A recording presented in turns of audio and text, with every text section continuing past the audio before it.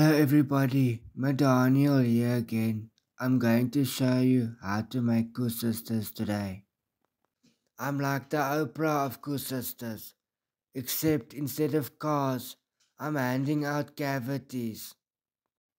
Okay, so over here in this jug, I have 310 milliliters of water, lukewarm water, and I've thrown in a packet of yeast and half a cup of sugar. And now on top of 3 cups of flour, we're going to add 2.5 tablespoons of cinnamon in, 1.5 teaspoons of ginger, 1 teaspoon of salt, half a cup of sugar.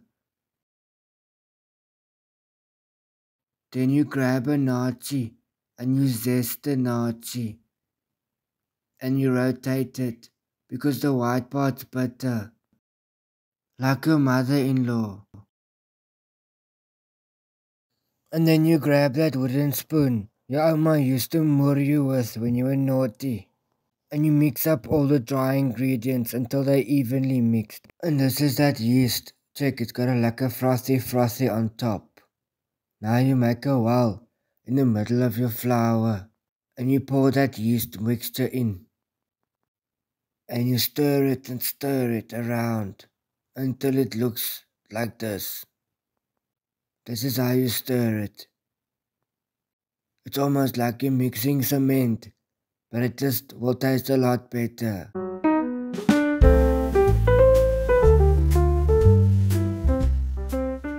And then you take a little bit of oil and rub it on the side of the bowl so that the dough doesn't stick to it.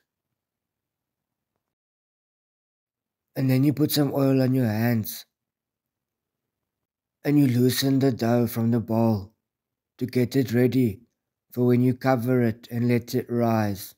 It should have this texture and consistency. Even if it comes out the bowl a little bit like that, you can just flop it back inside.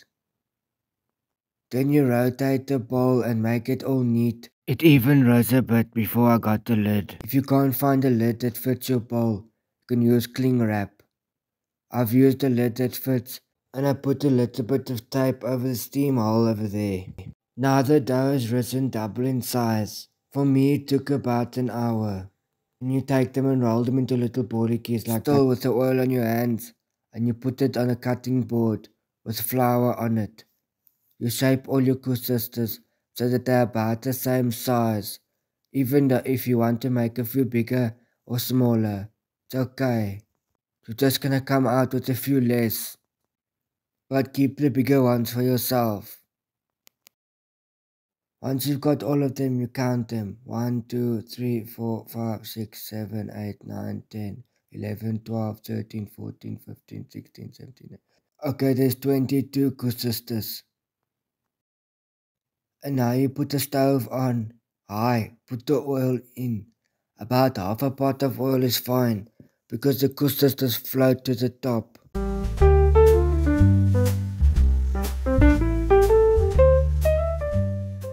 A few moments later, now the oil is very hot, so now you can start. You re-roll the bolletjie to make sure it's nice and neat, and you lay it away from yourself so that you don't burn your fingers. If you've made couscous before, I don't know why you're watching this if you've made it before, but if you have and you haven't burnt your fingers, are you even South African? Okay, then you watch it and make sure that it's bubbling, like when you fart in the bath after eating an English breakfast. So then you put enough in until the pot is full. You can do a few batches. I had to do 3 batches. So you'll probably also have to do 3 batches depending on how big your pot is and how much oil you have. If you have as much oil as Saudi Arabia, you can use a pressure cooker. But don't pressurize it, otherwise you'll end up with couscous on the ceiling and a trip to the hospital. It becomes muscle memory, rolling the bolletjie, throwing it away from yourself so you don't burn your fingers. Eventually you can do it in your sleep, but I wouldn't play with oil in my sleep. And now that they're browner than a fake tan in Antarctica, then you flip them over. Some of them are a bit stubborn, like a black pantani that doesn't want to leave the bar at 3 in the morning. You just keep on flipping it and holding it underneath. You can pretend it's someone you don't like and hold them underneath. And now that they're the right color, you can take them out and put them on the wire rack. Some people put tissue paper in here, but I find that they stick to the tissue paper. Like that clingy ex that just won't leave you alone. You take them all out, set it aside, and do the other batches. And now we move on to the syrup. Okay, now we put in 2 cups of water, 500 milliliters. And for you Americans, that is 500 milliliters, because you need to learn how to use the metric system like the rest of the world. Then you throw in a few nachi peels for that little bit of extra flavor. And you sprinkle a little bit of cinnamon on top. Some people use cinnamon sticks, but these days cinnamon sticks cost more than a divorce. A few more moments later, this is an optional step, but you can put a little bit of vanilla essence in.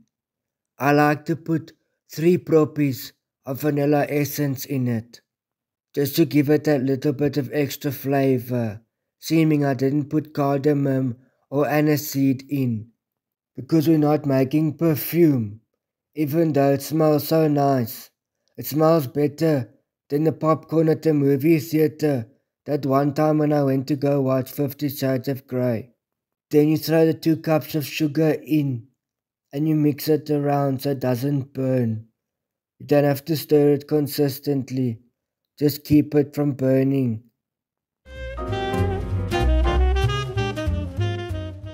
And for goodness sake, don't use a metal spatula, use a plastic spatula, so you don't scrape the bottom of your pan and scratch it to smithereens.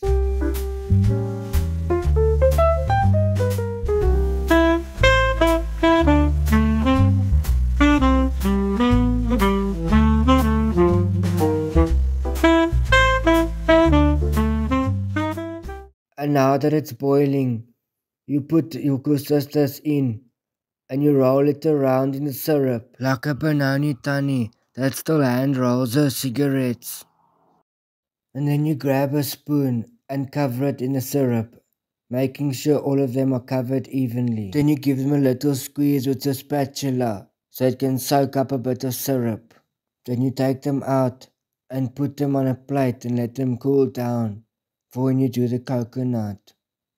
Then you sprinkle some coconut. You see Trump's coconut, you think maybe it's that Trump. But if it was his, it would be more orange than that Nazi we used earlier. So you sprinkle some on the plate, and then you take your kusistas and lay them out on the plate.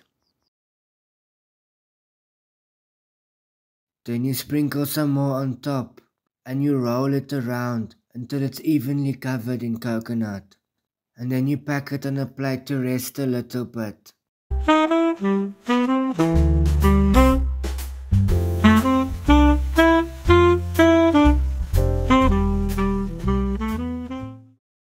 "45 minutes later." They've rested for about 45 minutes. I'm going to take this one and cut it open and show you how nice it looks inside.